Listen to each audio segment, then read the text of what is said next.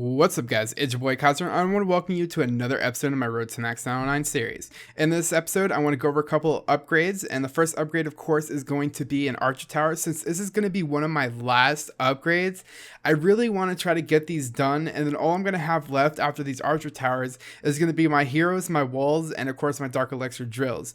So now that we got this third Archer Tower on its way to level 11, now that what I'm worried about now is what I'm going to upgrade next. And since I have enough Dark Elixir, I'm going to be upgrading one of my Dark Elixir drills now.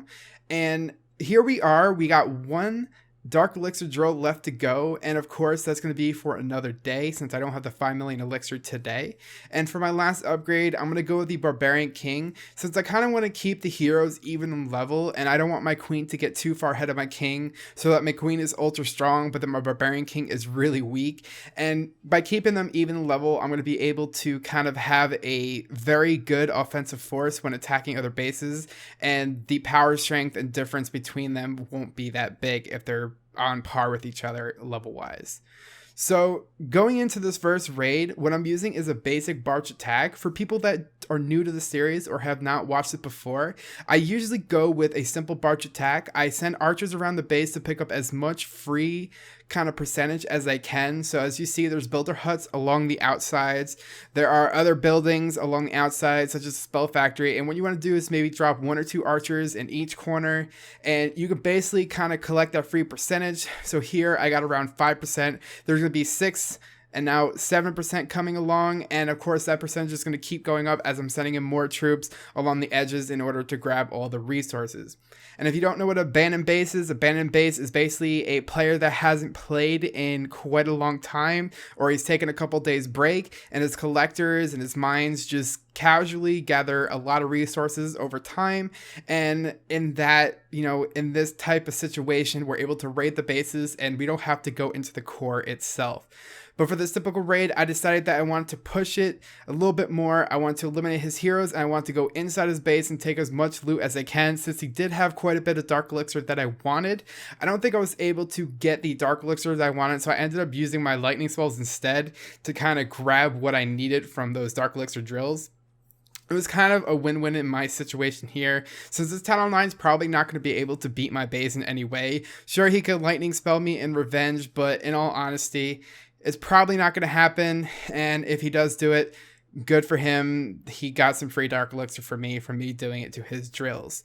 But usually people frown down upon this, but in this type of situation, it wasn't the storage that I'm lightning. I'm doing it to his drills, and he probably won't notice it since, he didn't collect it.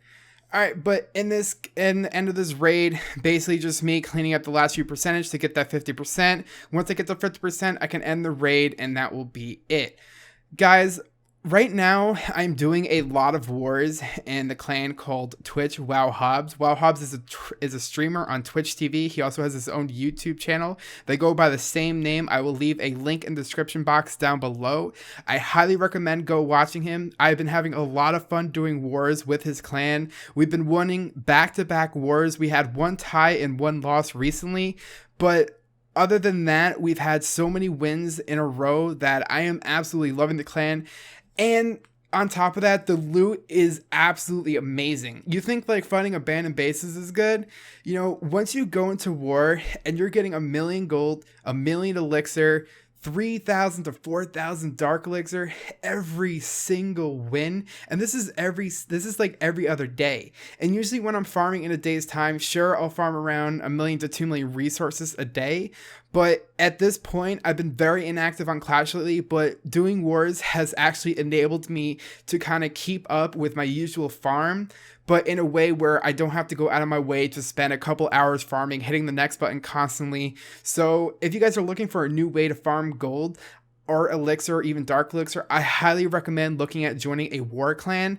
I don't know if you'll be able to get into Twitch Wow Hobbs, since we're very strict on attackers, and people that join need to be on the ball. They got to participate in wars, and you got to be a good attacker, because if you're not a good attacker and you screw up in the clan war, chances are you'll probably be kicked. I'm not an elder or leader in this clan, so I have no say in what happens, but I'm just forewarning you, you got to be a good attacker.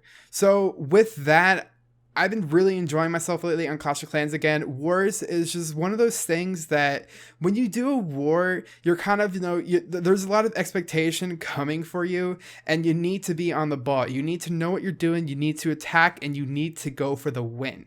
And when you're in this type of environment, the only thing that really goes through my mind is just it's just nerves, man, because it's really nerve-wracking going to these raids and you have all these people. You have like 49 other people just looking at you, basically just staring at your attack like, is this guy going to get a 1-star? Is he going to get a 2-star? Or is he going to go for the 3-star? Or is he just going to fall flat on his ass and just fail that attack? And when you have all these eyes on you and people can actually watch your replays live as they're happening, so this isn't like they can watch the replay afterwards. No, this is happening in the moment.